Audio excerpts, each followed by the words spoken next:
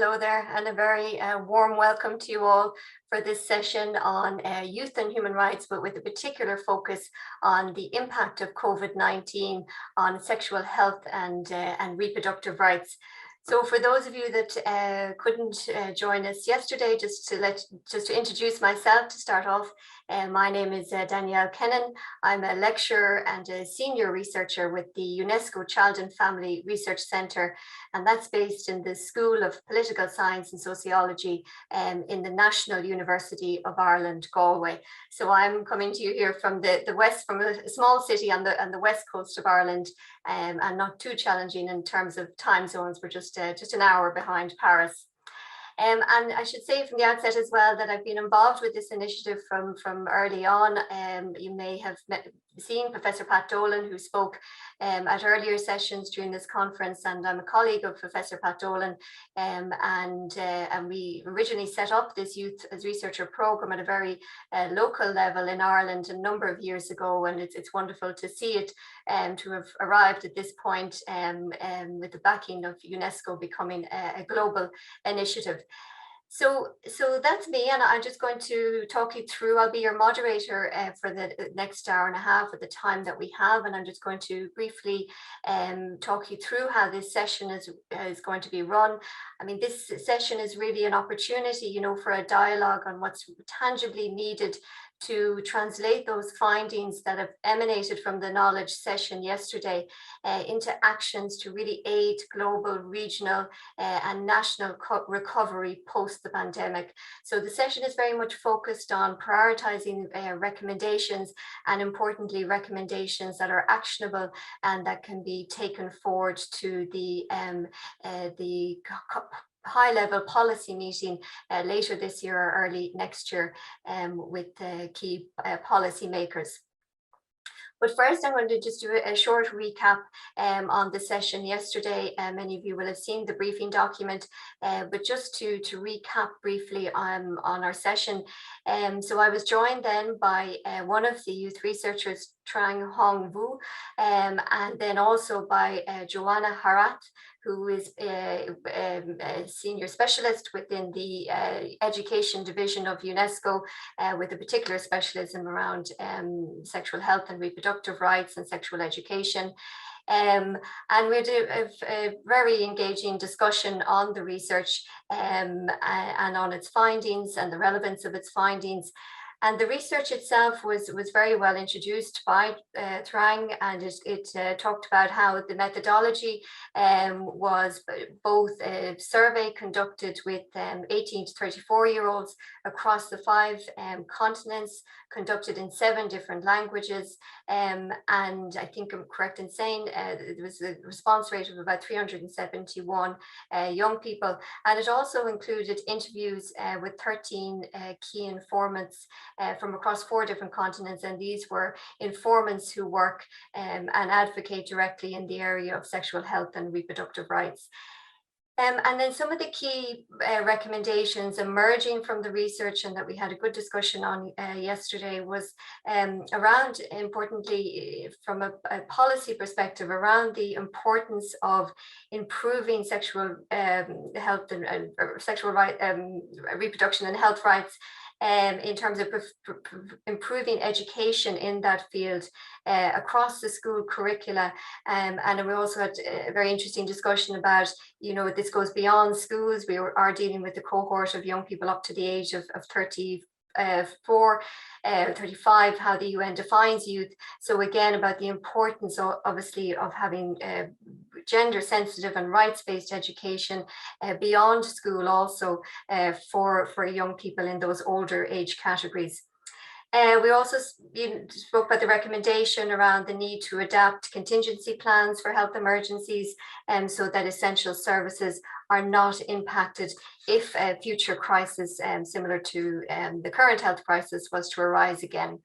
And a further recommendation was around the need to combat the taboo and stigma that still surrounds the whole area of sexual health and reproductive rights.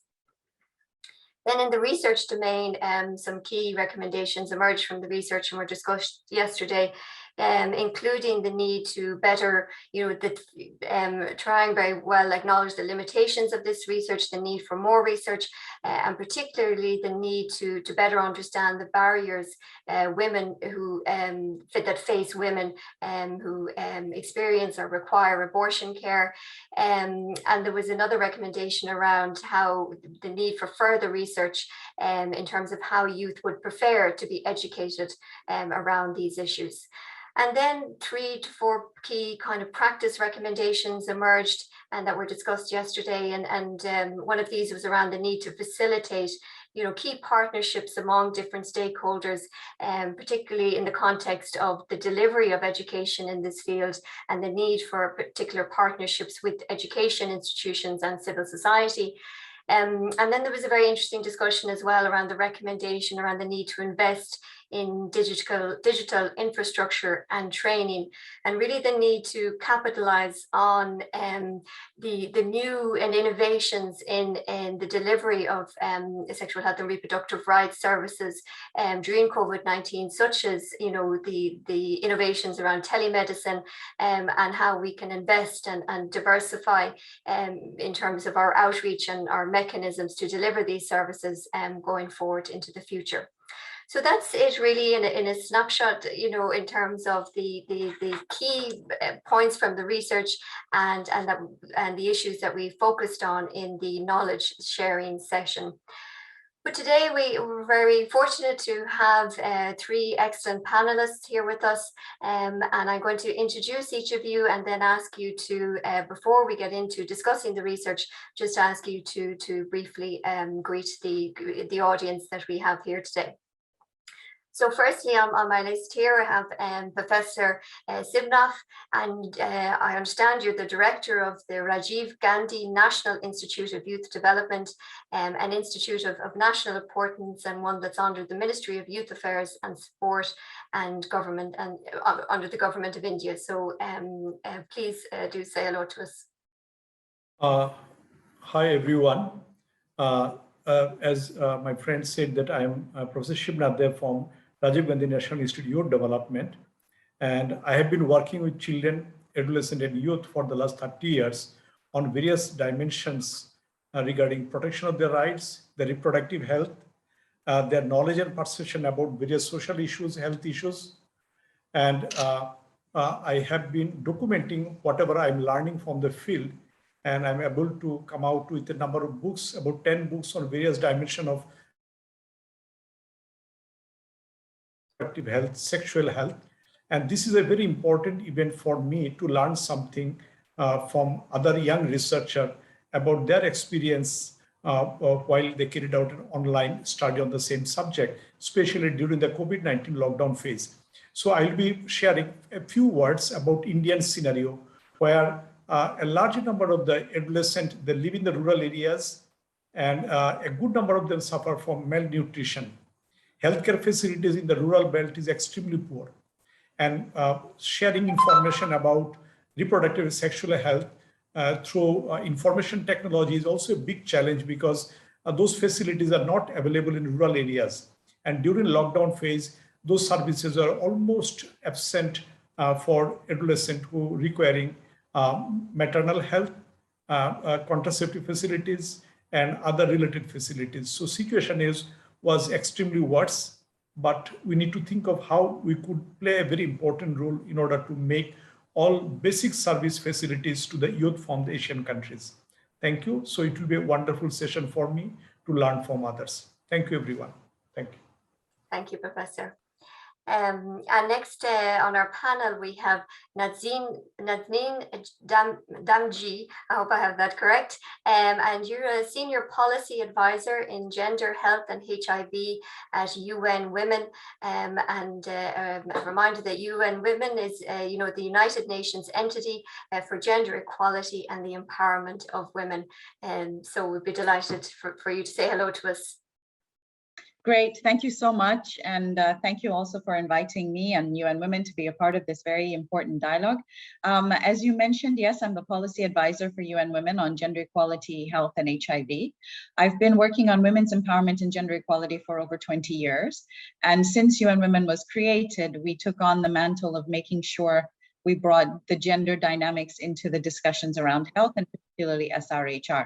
So from that perspective, I'm extremely excited to be part of this discussion. I think we all know that gender plays a role in health decision-making. It plays a role in health systems. It plays a role in communities and policymaking. So this is a really important discussion, and I think that I'm looking forward to learning from our researchers more, as well as our panelists. So I'll stop there. Thank you very much. Thank you very much. And then over to you, Cristina. So we have Cristina Rodriguez Sanchez, who is the Deputy Director of International Affairs of the Mexican Youth Institute. So welcome, Cristina. Hi, hello. It is an honor to be here on behalf of my Director General. I greatly appreciate the invitation. Many thanks to UNESCO for this exercise for the benefit of the youth around the world. And it is so important for our institute as part of the Mexican administration, this obligation to promote, respect, and protect sexual and reproductive health rights of youth in accordance with the principles of universality, secularism, and progressiveness. So yesterday's session was so great, because it had everything that we are going to discuss also today. Especially that the health emergency due to COVID-19 has increased the challenge to our national health systems. I think that all of our national health systems, leaving beneficiaries without access to various sexual and reproductive health services, coupled with the lack of personnel to provide these same services. So I am really excited to be here and to learn for all of my colleagues. And well, I am looking forward for this session. Thank you. Thank you very much, Cristina, and delighted to hear that you too enjoyed the discussion yesterday. It was a fascinating hour and a half. So I now want to introduce our researcher that's here with us today, and I'll actually, before we go into the question and answer session, we have Miguel Fontes here with us. So maybe if you'd just like to say a few words about yourself, Miguel, before we move into the question and answer session. Welcome. Thank you so much, Danielle. Hi, everybody. My name is Miguel Fuentes. I use he, him pronouns. I'm a UCSB PhD candidate in global studies. I'm Mexican by origin, right now in Mexico City. And I'm just so glad of being part of this conversation. I've had the chance to work on sexual reproductive health rights for a long time now. And I had the chance to intern in UNFPA's office back in Egypt. I specialize in Middle East studies. Now the comparative work also in Mexico. I've been working with NGOs here in Mexico, nationwide, doing research around different dimensions in sexual reproductive health. I particularly focus on HIV, abortion, and LGBT rights, particularly the right to identity, mainly on the trans population. So I'm just very excited to being part of these kind of conversations. It was just a blast being able to do this kind of global research, even if I'm, located in Mexico City, have to do this virtually. It was still exciting to get to know my peers all around the world, and just having also Mexican representatives here. I think it's going to be great to be able to share these kind of experiences worldwide. Thank you, Miguel, and nice to meet you and to be able to congratulate you in person on your research, because it was excellent research, but we didn't see you in person yesterday. We'll also have Trang Hong Vu join us, but at a later stage during the session. So before I hand back to Miguel and ask Miguel to raise his questions for our panelists related to the research, I just want to speak to the audience for a moment, and in terms of invite audience members to please do come forward with additional questions. So just just to be very clear on the process, if you do have a question, we'd ask you to raise your hand. And once you raise your hand, put your name and your question using the chat function, added to the chat function.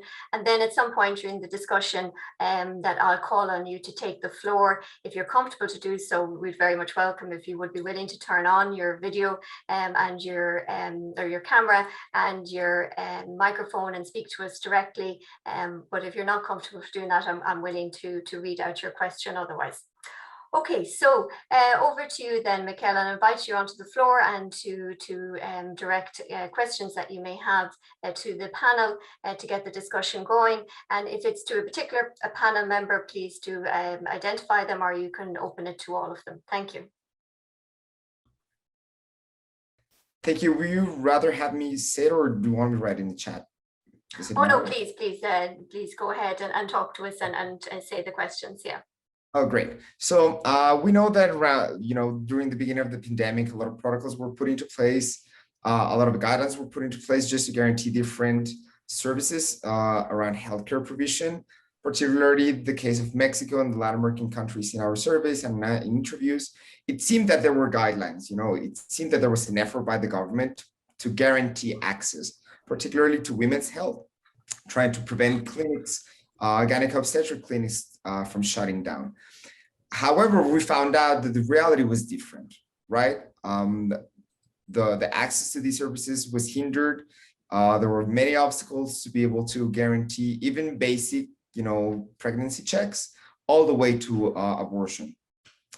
We were wondering what would be ways to actually enforce these protocols for them not to just stay on paper, but how can we guarantee, or how can we push for government officials to be accountable for all these apparent guidelines or apparent instructions that are supposed to be applied federally to actually reach the local levels.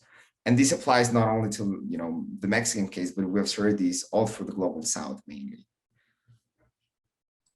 Thank you, Miguel. An interesting question, and one that was raised yesterday also by Joanna in terms of that importance of actual policy and guidelines implementation and how much it's lacking. So it will be very interesting to hear the panelists' views. So I presume that is something that each of you could probably speak to. Please come forward. Maybe Professor, if you'd like to go first. I would say that how to ensure safe abortion during a crisis situation like COVID pandemic in future, if we encounter, one of the options could be ensuring that free online mobile connection with the target group, that they should know that there is a toll-free number through which I can contact the respective health officials in my area. So that way I can reach out to the health officials or frontline worker in order to enjoy basic healthcare facility during crisis time for abortion or any other emergency health issues. This is one. Secondly, it is very important to strengthen the community volunteer network so that through which we can reach out to them. So it is all about creating online facilities, ensuring toll-free facilities in order to reach out to the healthcare providers. Thank you very much. And Nazneen, would you like to come forward? Sure, thank you so much, and thanks for that question. I think in reality, we do tend to see implementation is challenged and was challenged during COVID, but I think there are many tools, including communication, including advocacy and accountability. So ultimately, when governments have created these protocols, they've created guidelines, they're not being implemented, there are opportunities to be raising this through local level leadership, through community groups, through using social media, to raise the challenge to the fact that the protocols exist, but the implementation isn't there. So I think that's one. Two is the actual voices of those who are directly impacted. Sometimes it's very difficult for those who are seeking these services to be knowing where to turn. within communities, there are organizations, particularly women's organizations, who are extremely active, who are extremely supportive to be able to mobilize around this. So I think the groundswell of voices mobilizing to hold governments to account is an important strategy in order to make sure that there's some uptake. As Professor was indicating, from the health service perspective, there's an outreach there, but there's also within communities outreach that can happen. We raised as UN Women during the initial days when we saw the huge rises in violence amongst women, how important it was for us to get that out, to make sure that people knew what was going on. I think sometimes the lack of implementation is as a result of no one watching, so there isn't that pressure. I'll stop there, thanks. Thanks very much. Go ahead, Christina. Yes, thank you very much. I will say that one way could be through the inclusion of young people and civil society in the democratic processes and in the development of public youth policies, but also through national and international alliances that help to I don't know the word, to monitor and follow up all of these protocols, specially designed for youth, and most in this context of health emergency. At the institutional level, that it's the one that I can most relate, is when facing these challenges, I think that we have to aim to include in these protocols youth perspective that help to see help to evade this vision of adultocentrism. I don't know if it's the correct concept also in English. Well, I would like to focus on the need to encourage a youth perspective as a central element to be able to change how we look at adolescents in these protocols and young people, promoting and developing a logic that protects them and guarantee the rights, not in a logic of public guardianship and restriction. I will leave it there for now. Thank you. Thank you, Christina. Would you like to come back in, Miguel, in terms of any response and then follow on with additional questions if you have them? Yeah, from what I gathered from, in general, from everybody's response, it's a matter of accountability, holding the government accountable.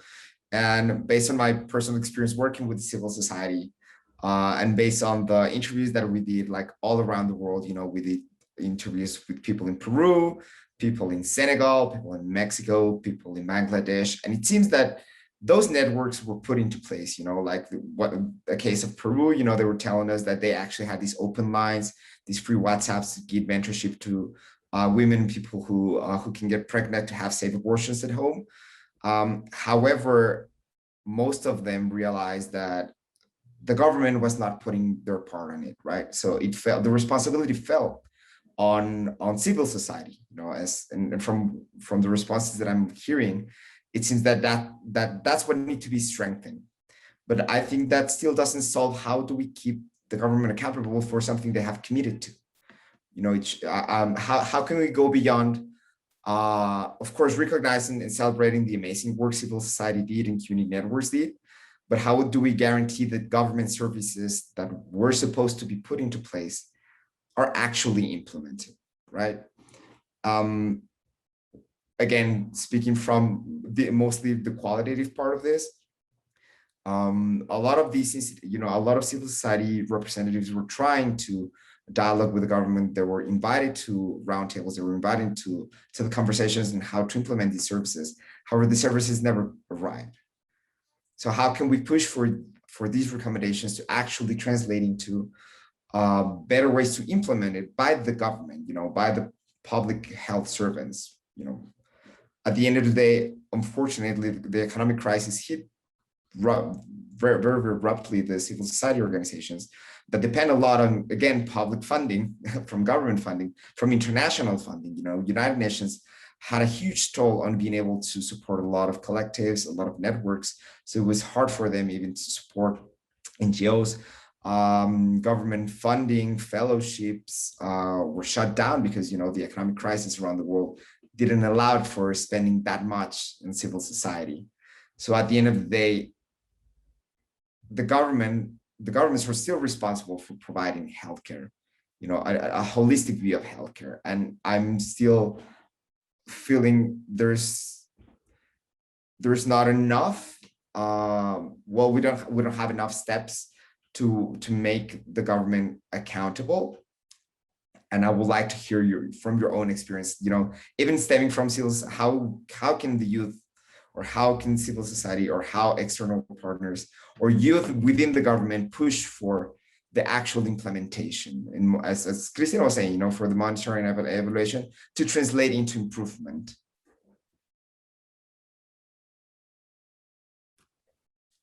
I think the mic is silent. Sorry, I was off. Yeah, thank you. Thank you, Miguel. No, I'm not still unmuted. You can hear me okay, yeah? Sorry, just I presume you would agree that, you know, in a way that this is an issue that predates COVID, and that this, you know, that we're being implementation poor in this area for a long time. So yeah, so your question is interesting, and we hand over to the panelists, you know, so it's their experience, you know, of something that has worked, some initiative that you're aware of in your own countries or globally that really has worked to hold governments to account. Shall I respond to this? Please do, please. Yeah, thank you very much. Very good question you raised, and I strongly feel that some support group were created during the crisis phase through WhatsApp, social media. They said if anybody requires any support services in terms of having access to medical facilities, medicine, any other support, you can contact us. That approach worked extremely well in India during this crisis phase. Now, let us admit the reality that nobody could foresee that COVID-19 is going to affect adversely the human civilization, psychologically, socially, economically, and in all other respects, their overall welfare, well-being.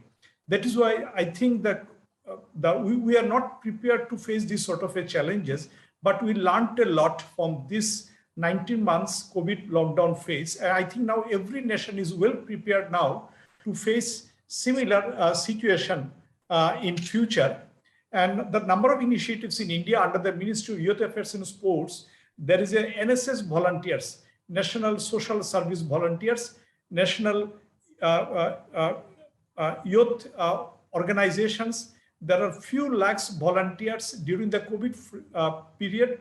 They worked extremely well. They extended support services to people who are in crisis at the community level. That worked well to great extent.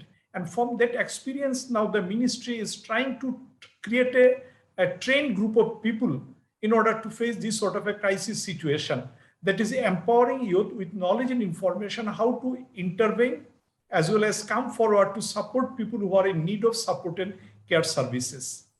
But the reality is that during the last COVID, people had a lot of misconception. That is why people intentionally prefer to avoid interaction with other people, even a health service provider in certain situation, because they did not know much about the dynamics of the COVID.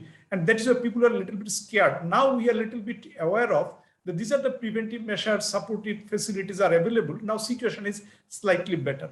But it is very important to disseminate information, to come out with a training module, to empower various people who are interested to deliver services during the crisis time. And that model might work extremely well.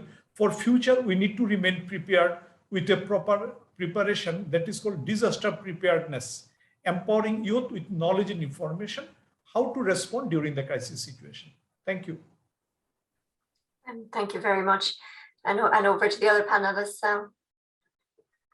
I'll jump in. I think and thank you so much, Miguel, because that's exactly, and I can hear your frustration. The whole issue is about accountability. So there are some mechanisms, they take a long time, but they're very, very effective. Within the UN, for example, member states sign on to and commit to different treaties, different agreements.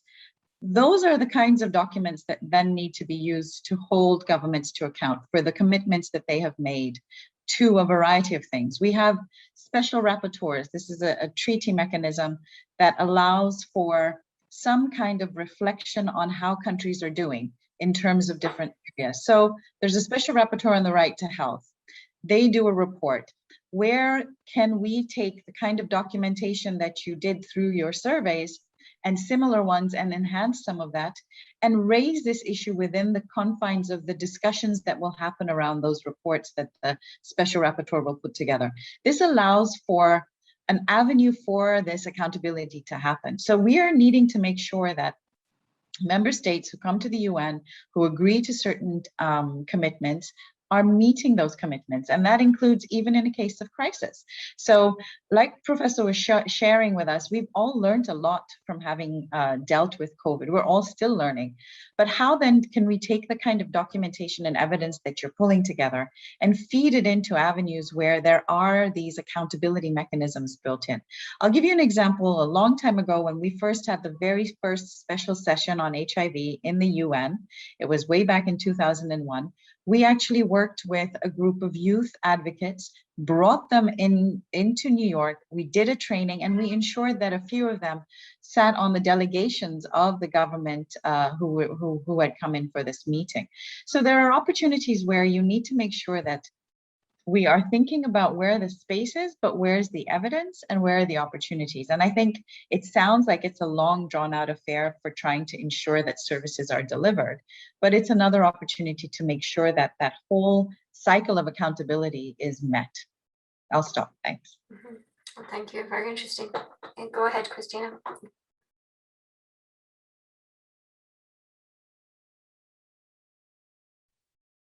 Yes, thank you so much. I will have to, to go back to the need to guarantee young people access, in this case, to democratic processes and access to the development of public policies. In this sense, I could share the experience of our institute, which has been developed precisely with the objective of empowering young people. We are well, to empower young people and to, I don't know how to say it. I don't know how to say this. With this aim, we are developing a public policy monitoring system.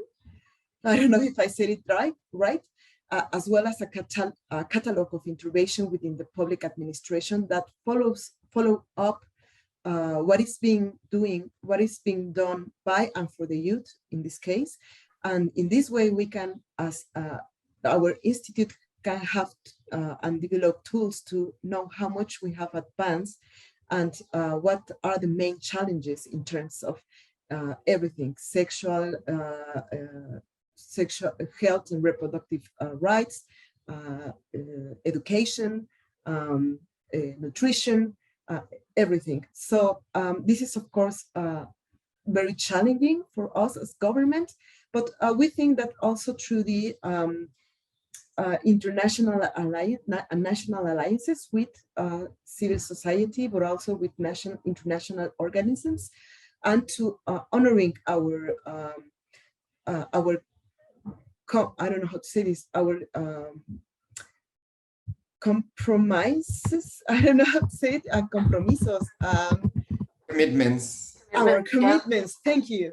Our commitments with the international instruments that we are part of, such as for example, the 2030 agenda or the ODS or everything. So I will leave it there for now. Thank you, Christina. Does that give you some ideas, Miguel, in terms of actions that could be taken to further hold governments to account? I think, yeah, that's something that I've been trying. I mean, probably Christina knows them. I work with YAR and I work with Gire and I work with Casa Las Muñecas Teresias. These are like a feminist organization, women's rights, and an LGBT organization, and trans women's organization. Something that we've been thinking to hold people accountable, and also what Nazneen is inviting us to do is probably go to the UPR, trying to submit these kind of reports to the UPR as shadow reports. Maybe international pressure will help us a little bit more than direct. conversations with the government. Let's hope that works. Thank you. And I hope I can then move on to something that we struggle a lot since the beginning, considering socioeconomic divides, geographic divides, educational divides, particularly in access to technology, and how you've been able to tackle that and how feasible it actually is. Access to internet and access to cell phones is still a reality that's not being accomplished for everybody, particularly in the global South. So even though some of our own recommendations were targeting, telemedicine, access, like, digital access to these services, digitalized information that is accessible for the youth, we know that there's still a large population that even within urban settings do not have access to it.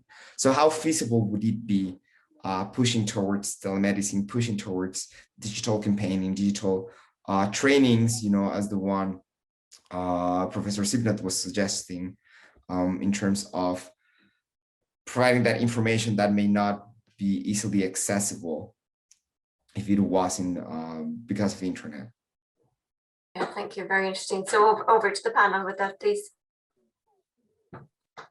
Again, I would like to respond to this wonderful question. I think we need to strengthen our network with all stakeholders, policymakers, frontline workers, grassroots level NGOs, as well as public representative, both in rural and urban setup. In urban setup, medical facilities, emergency facilities during crisis, somehow it is available. But in rural setup, it is almost nil. I'm talking from Indian perspective. So we need to have a good interaction, networking with all local level organizations, block health officials, district hospitals, and we need to take active initiative to train them how to respond during the crisis situation. In a country where population is a big challenge and number of youth is huge. In India, that, as you know, that youth constitute the highest number of population in our country. So reaching out to larger number of youth population during crisis, it's really a big challenge. But if we develop proper action plan, how to address their issues and challenges during crisis phase, we keep on monitoring, we keep on engaging people in various networking activities in a systematic manner, perhaps we can deal with the situation better during any crisis situation. In a country with a less population, it is much easier to address adolescent reproductive sexual health issue. But a country with poor infrastructure facilities, poor health facilities, poor communication facilities, both in terms of transportation, as well as in terms of mobile, internet, and other facilities, it's really a big challenge. But we need to give emphasis on how to make basic information available to every youth of every society, so that they know what to do, whom to approach during any crisis time. I think that is need of the hour for a country like India. Thank you. And just to follow up on that, so if that information is to be made available to every youth, as you're saying, but yet there's challenges with infrastructure, communications infrastructure and so on, then what would you propose in terms of how to get that information to all youth? Now, the thing is that in rural belt, that a larger number of youth population do not have an Android phone. So they cannot have an access to internet, WhatsApp, and other sorts of information. They do not have. In tribal belt, interior villages, giving basic or disseminating information is a big challenge, especially during any crisis. During any crisis, people hardly come out of their own house. And you think of when there is a poor health infrastructure in rural areas, reaching out to an unreached population with thickly populated country is really a big challenge. Nevertheless, we need to make appropriate arrangement in terms of making basic healthcare information facilities in every location of any nation, even if it's interior rural areas also. But as I mentioned that from last 19 months, we learned a lot. Now, Government of India also prioritized healthcare as an important domain, where they allocated more budget, more fund for addressing this sort of an issue. Hopefully in future, we can address this sort of a challenges much better than this time. Thank you. Thank you very much. So over to the other panel members. So I'll jump in. I just think that it's a really important challenge that you're raising here, Miguel, because the challenge of internet access, we all experienced lockdown. We all understood that people couldn't meet. So we all sort of said, all right, let's get virtual, but not a lot of people can do that. A lot of people are left out of that. I think one strategy that we should consider is, how are youth communicating amongst themselves? And what are the ways in which you can tap into those strategies that they're already using? So we have an experience from working in Africa in 3 countries with young women who were communicating with each other through WhatsApp, where not all of the women were on WhatsApp and not all of the young women had phones, but they would find ways to meet up and to talk about the kinds of things that were coming up already in the discussions and in the chats around sexual and reproductive health, on referral services, on where to access information. So one thing that I would say is that we need to, bringing back the point about youth being at the center and driving the agenda, what are the strategies that are already being used? What was employed during the times of lockdown? Was there ways in which communication was happening that didn't require digital access and internet?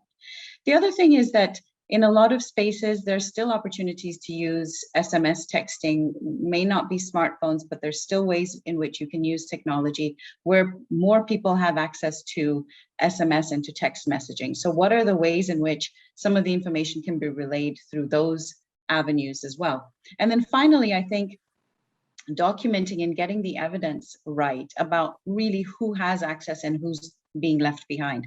That's an important piece to the whole puzzle, in terms of making sure that if there are opportunities, if there is a training happening, if there is an opportunity for someone to be engaging in an online space, what are the tools they will need? What are the costs that they will have to bear? And how can that be part of whatever is offered up as training, for example? So knowing who's getting left out, knowing what technology is not available, makes it incumbent on those who are offering up to provide training, to support youth, to involve youth, to be able to ensure that that piece is captured as well. So it's not an automatic assumption that everyone is going to be on the same page and everyone can get online with free internet access, etc.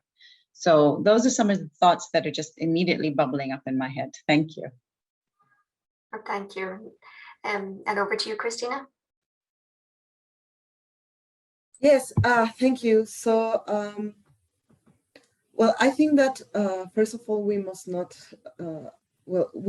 ignore that the great challenge that it's even before the pandemic, the infrastructure of digital infrastructure, more in big countries like Mexico, but above all, and from our experience as of our institute, we have also to focus in the digital education, the digital alphabetization of youth at all levels.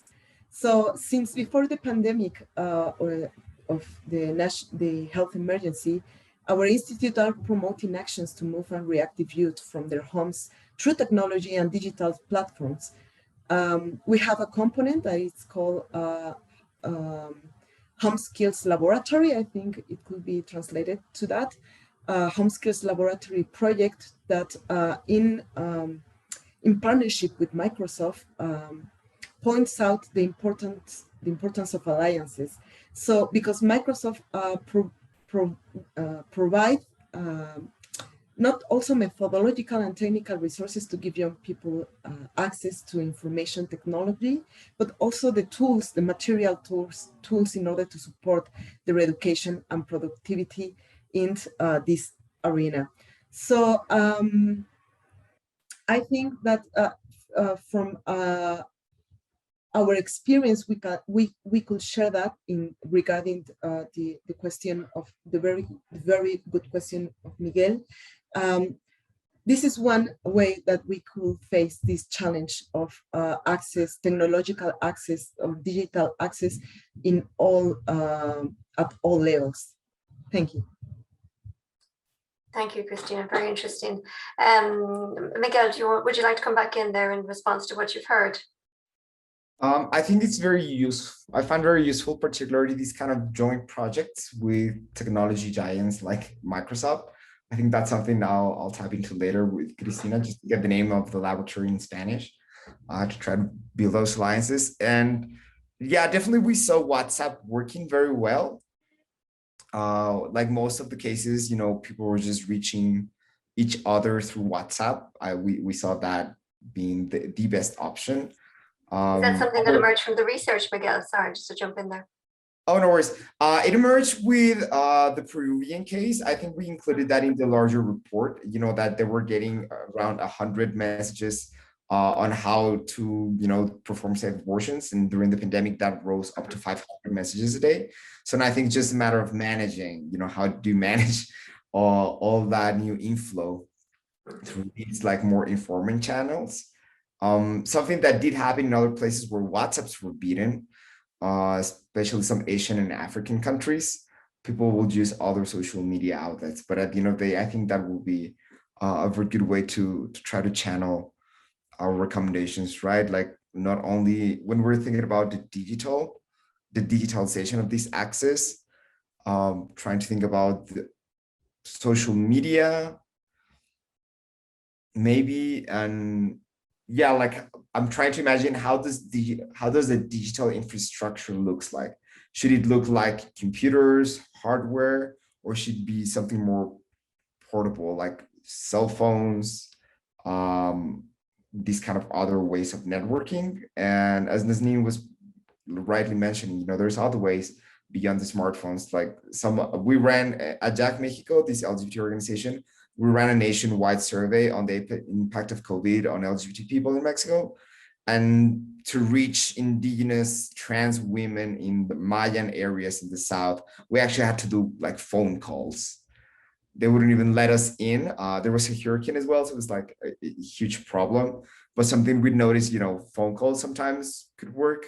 So maybe pairing up with government officials if there's not enough digital infrastructure in, you know, in the like these high advanced terms of, you know, smartphones and whatnot, considering digital / you know, just other like communication infrastructure could expand the possibilities, just not to force governments into budgetary constraints that maybe not, you know, would make it hard to just have smartphones everywhere, but at least have enough phone lines around these spaces could be useful.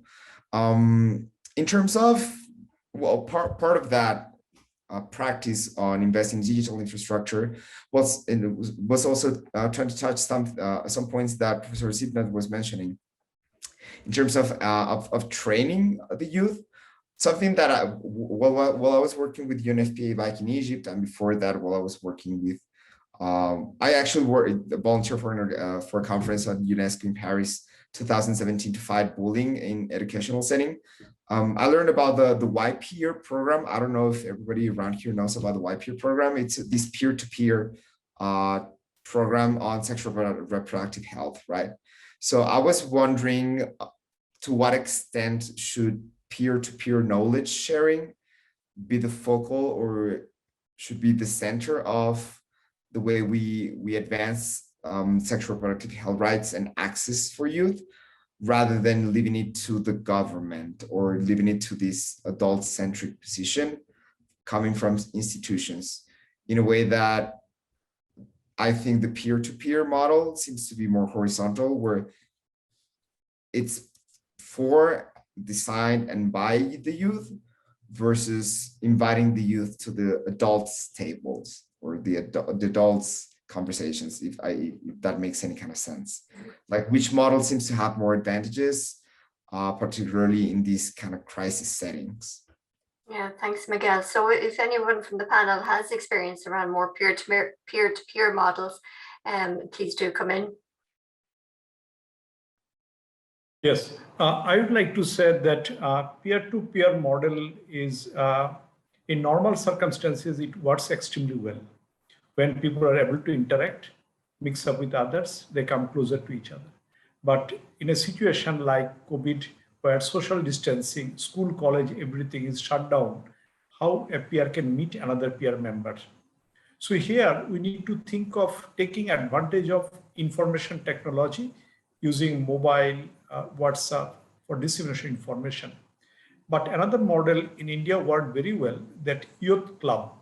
Means all the youth of a particular location, they form a group, they interact with each other, they discuss about the local challenges which affect youth in general of the same locality, and they share the knowledge and experience, and that helps them to help each other during any crisis. So peer-to-peer model during crisis, where social distancing is an important issue, where we are all isolated because of continuous lockdown. Still in India, I would say more than 90% educational institutions are closed for 19 months.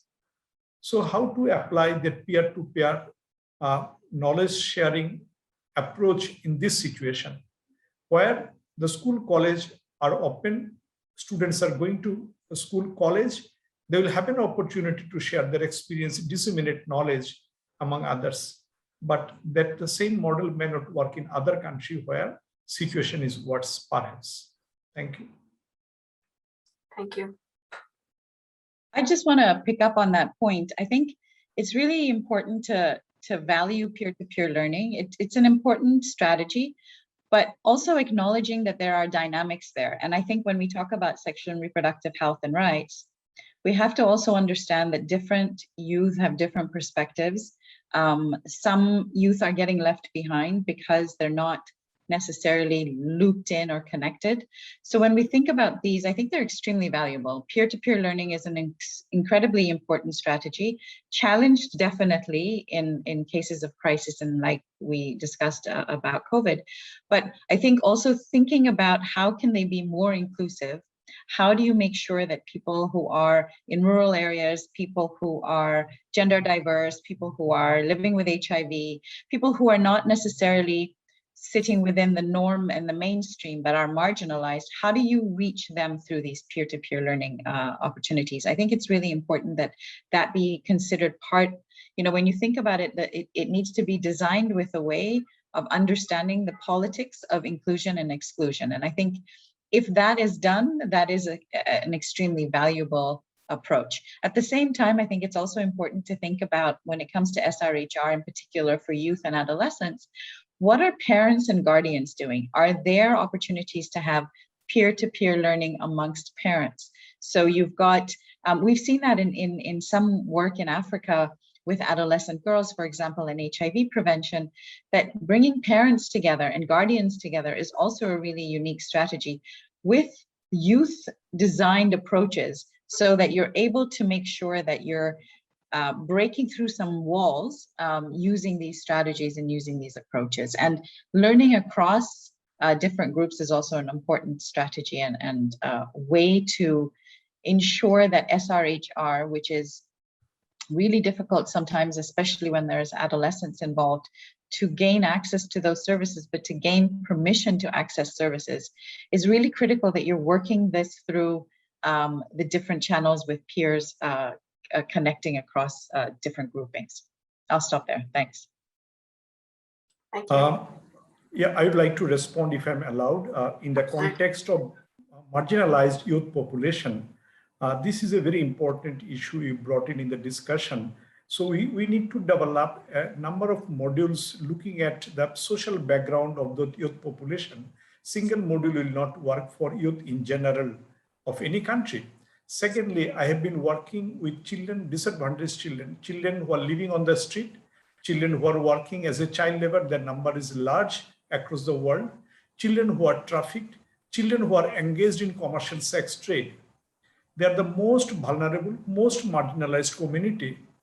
I will be very happy if you can reach out to this marginalized population without support facilities, because nobody is there to look after them.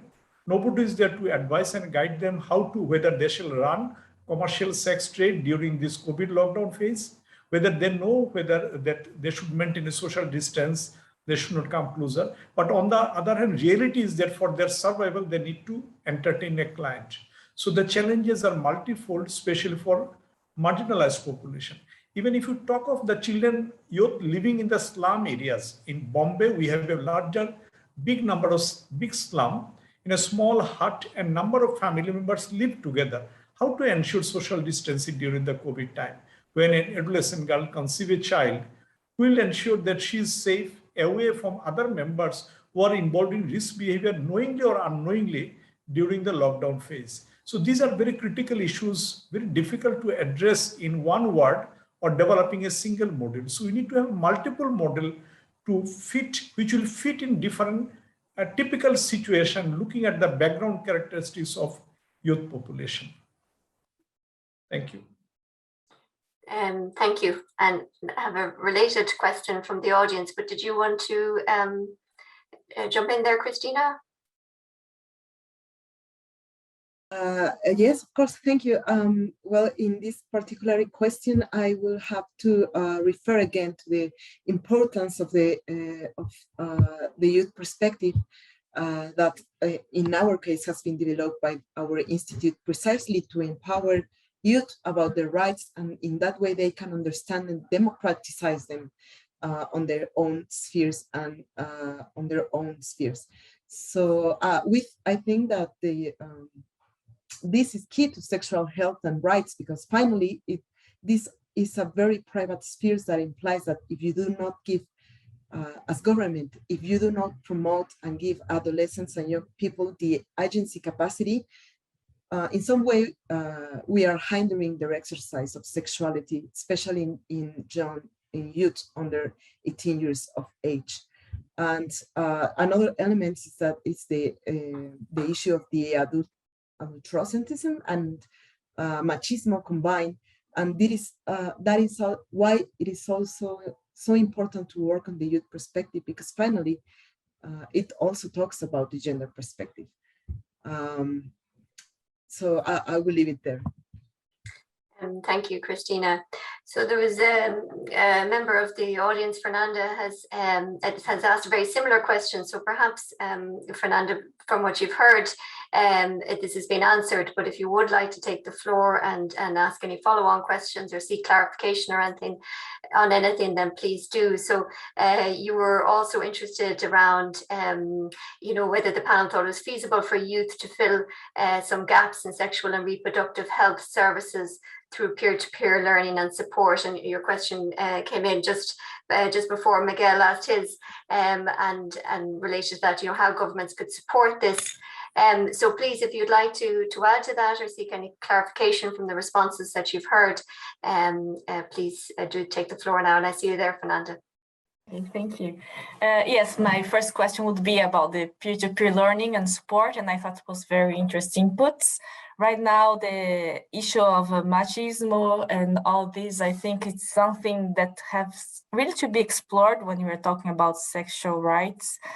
And I would like to ask for the youth that are under 18 years old, so 16 and 17 years old, how would they have access to this kind of services, and because of their age, and how come the governments could support this outreach? So it would be a complementary question to the previous peer-to-peer. Thank you, Fernanda. So please go ahead. Anyone on the panel or Miguel you might like to respond to? Thank you.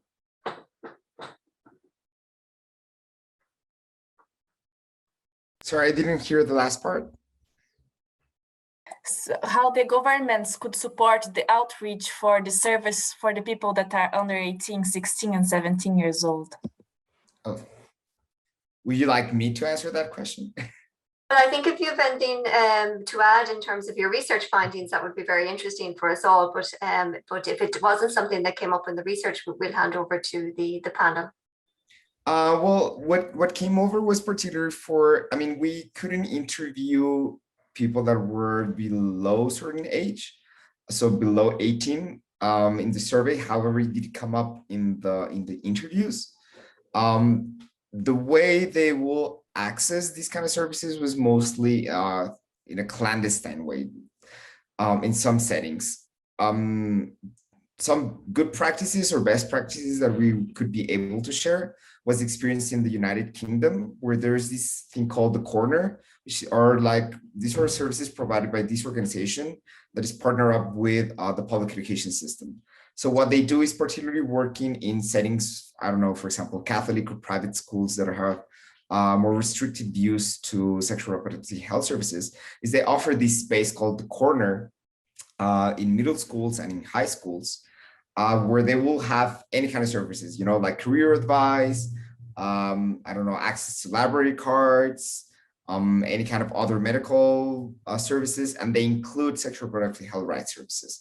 So it's a way for younger people, again, middle school, high school, that are below 18 years old, to still have access, like youth-friendly access that's sponsored by the government in partnership with trained professionals stemming from civil society that are still having certain access even to a little more conservative spaces. So the way they sell it, you know, they have this more holistic understanding of youth rights, you know, the right to education, the right to information, providing them, you know, these larger, I don't know, psychological healthcare services.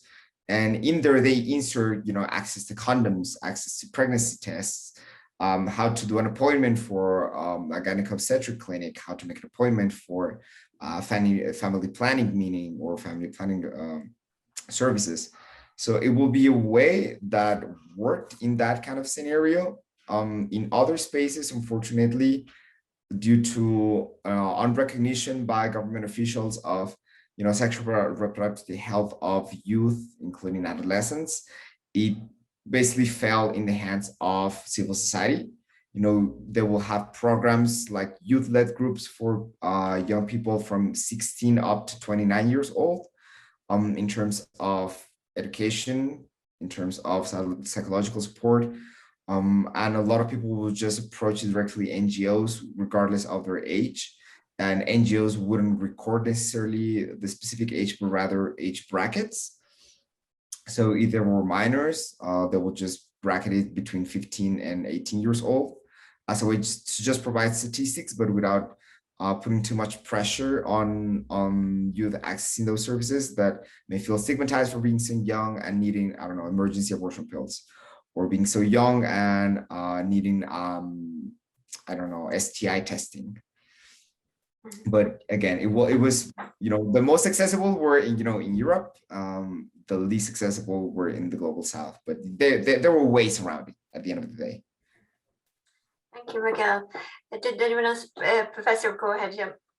Yes, I'd like to share my research-based evidence. We did a multi-centric study on knowledge, perception, attitude, and behavior of adolescents about reproductive and sexual health. The project was funded by Indian Council of Medical Research.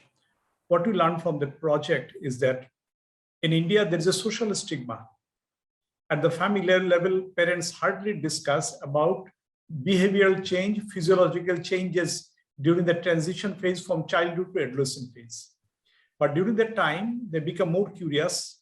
They wish to know a little more about their sexuality, its function, other issues. But at family level, because of social stigma, hardly parents discuss those issues with them. I give an example. Like when an adolescent girl is going to attain puberty, first menstruation, parents should share the same information with a girl child that you might experience this phase, and these are the changes you will experience. You tell me, or these are the precautionary measures you take. Since this issue is never discussed with adolescent girls, when they experience the same thing, that causes a lot of psychological trauma, anxiety, fear, a sense of guilt, shame that something is wrong with me.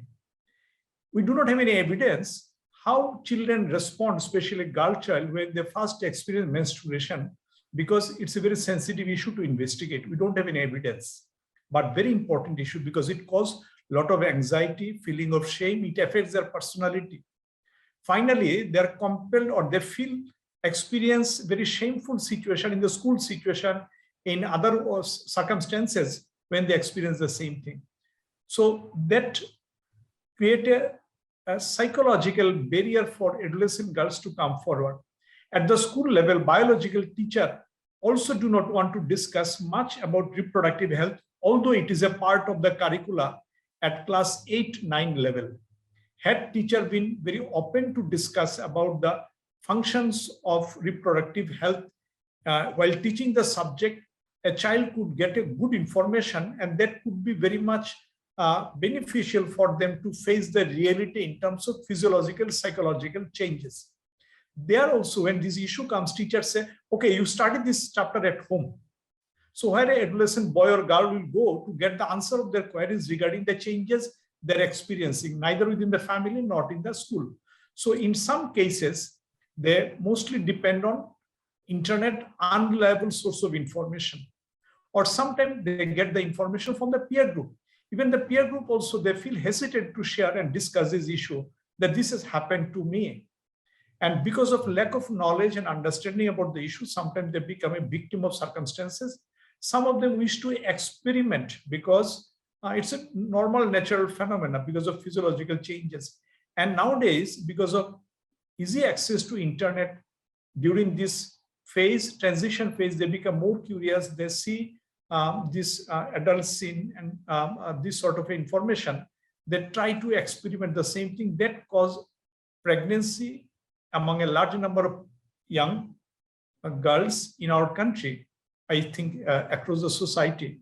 But again, because of social stigma, before marriage, pregnancy is considered to be a wrong practice and it is not accepted. Then this adolescent girl further experience another traumatic experience, what to do with the situation.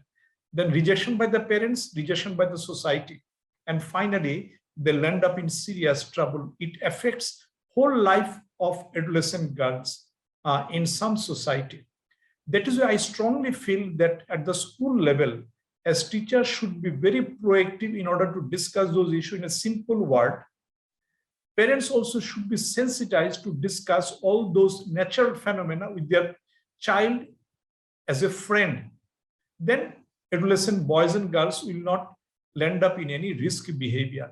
These two models, if we are able to activate, I'm sure that our adolescent boys and girls will be in much safer side in terms from the risk behavior. Alcoholism, addiction, drug addiction among school children is also a growing phenomenon across the society. That issue also requires discussion. But in some family, we find that where parents that themselves are dependent on substances, they don't have any, they neither discuss with their own child, but children also follow their behavior. So that also sometimes affects the career and rest of the life of a good number of children. So that is why it is very important at the school level to discuss all those issues openly as a friend with proper information based on evidence. And as Ms. Naznim rightly mentioned, that documentation of all this information is very essential. That becomes a basis for designing intervention program. I fully agree.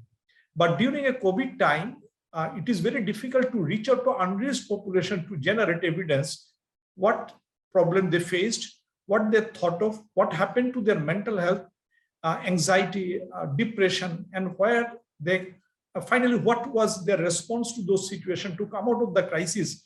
We don't have any evidence.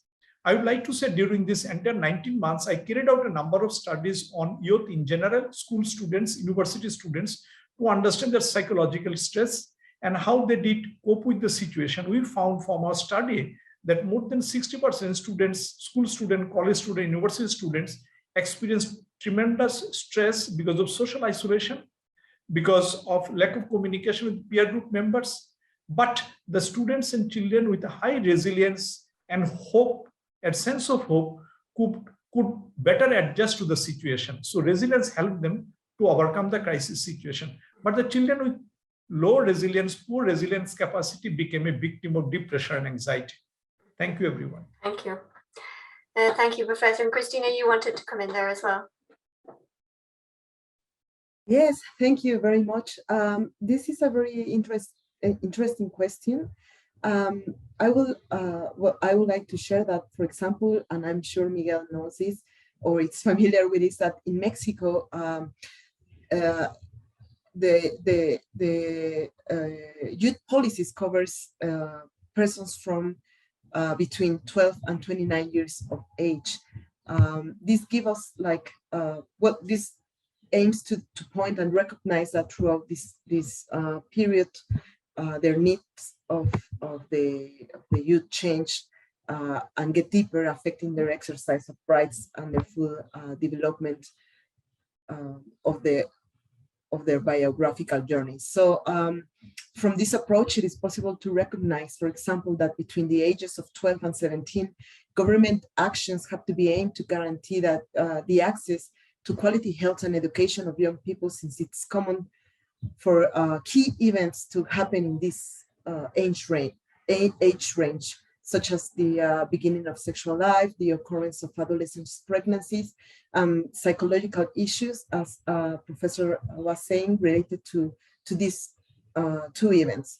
So on the other hand, for young people between the ages, well, quickly, for the ages of 18 and to 29, we need to ensure a right way for a healthy emancipation and provide tools so they can define their personal and collective life projects. So recognizing the problems in terms of ages allow us to work on very specific actions, such as, for example, the development of a national strategy for the prevention of pregnancy in adolescents, ENAPEA for its acronym in Spanish, which is one of the most comprehensive and holistic strategies that we have to face health, cultural, and structural barriers of discrimination and regulatory frameworks.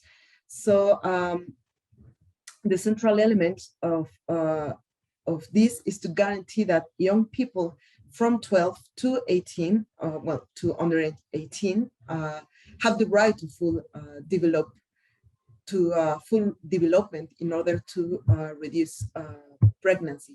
This covers importance because, well, from this perspective, we can not only to notice more clearly the complexity of youth, but to generate a specific and differentiated interventions that can contribute to the attention of delicate phenomena as teenage pregnancy, or the protection of the right to quality access and educational permanence, challenges that are still insurmountable to guarantee the well-being of youth, especially considering the role of formal education as a tool for social mobility.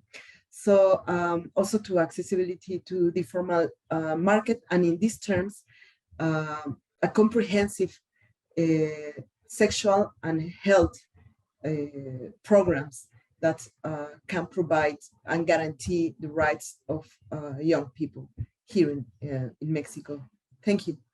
Thank you, Christina. And thank you, Fernanda, and thank you for your question. So as we really move towards the closing stage now of this session, and thank you all, I'll do one last round, if I may, for each of our panel members. And I think what the conversation has shown is obviously there is huge issues involved. It's such a broad area as well. But if I bring you back to the research findings, you had your briefing document. I kind of recapped on them very briefly as when we opened this session, and I bring you back to those findings and really ask your final thoughts, and within 2 minutes or less each, if you don't mind, so we can keep to time, your final thoughts on really what are the priority action areas that Miguel and his team should consider bringing forward. So if I may get your final thoughts to each of the panel on that, and maybe I'll start with you, Nazanin, given that we haven't heard from you for a moment, so please go ahead. Great, thank you so much. And I just have to say, this has been a really interesting experience, and to hear the kinds of strategies has been really helpful. I think I just want to focus on 4 things, and this is sort of reading the research, hearing this conversation. I think, one is just to make sure wherever possible, because we know that there are different experiences for young girls and for young boys, that we try to disaggregate data as much as possible by sex and gender, and also help to contribute to that evidence base that will expose some of the different realities. So that's one. Second is, it's already been said, but the whole issue of having space for youth to engage and to advocate for their own rights and to have the opportunities to share their concerns is an important aspect. And I think that comes up in the research, but I think it needs to be enhanced further, that there needs to be spaces for meaningful engagement in decision-making for youth in specifically in relation to SRHR services and rights. I think the third point I wanted to raise is that we need to think about knowledge sharing around SRHR. We've talked about it a lot. We talked about the challenges with mobile and digital platforms, but what are the opportunities for engaging when, if you've got sexual and reproductive health education in schools, that's great. Where you don't, what do you do? How do you create innovative spaces and opportunities for learning? My fourth point is really about the multiple levels of discrimination that people are facing, and youth in particular. And we talked about this a little bit, but where can the research, can there be more done to expose some of the realities of people living with disabilities, people who are living in rural areas, people affected or living with HIV, LGBTQI population. So I think really, how much can we do to expose different realities, different forms of exclusion and marginalization, I think would be extremely valuable to add to the research. And then, in order to disseminate, how can you seek out opportunities? Miguel, you seem to be extremely tapped in, but how can we find opportunities to share some of these findings even further at local level? So you've got engagement with community leaders, with decision makers, so that they can actually learn what are the realities, what is going on for youth, and what happened during COVID-19 that has stopped this access or has prevented access, and what are the repercussions of that? I'll stop. Thank you. And thank you very much, and very clear and helpful points there. I'll hand over to you, Professor Sibnov, for your final, and again, brief, if you don't mind, to keep to the time, comments and priority actions that you would recommend. I would say that we need to do post-COVID study, retrospective study, to understand issues and challenges faced by the youth from different categories. It could be marginalized, it could be urban, it could be rural, it could be third gender youth community. That retrospective study after post-COVID will be a valuable document to come out with need-based strategies to address their issues and challenges. Second, disseminating the information, what we are going to learn from that study among all categories of people, and coming out with need-based module for different target groups. That's it. Thank you. Yeah, thank you very much. And over to you, Christina. Thank you very much. As a final remark, I just want again to talk about the importance of a youth perspective. That for example, it constituted a methodological tool through which we seek to strengthen the mechanism of care and articulation between public institutions and young people, supports them in this in the critical challenge of the prejudice that weigh on this age group, and promote the effective participation of the young people in private, public, and political life, especially under this axis of agency and participation. So the recognition of the capacity of the young people, about how do they choose and lead their realization and their life project in a conscious and responsible way within a framework of imposed structural restriction, and like in Mexico, obligates the state's institutions to guarantee access to the inputs and institutional channels sufficient to fully exercise their rights, so including that of effective participation.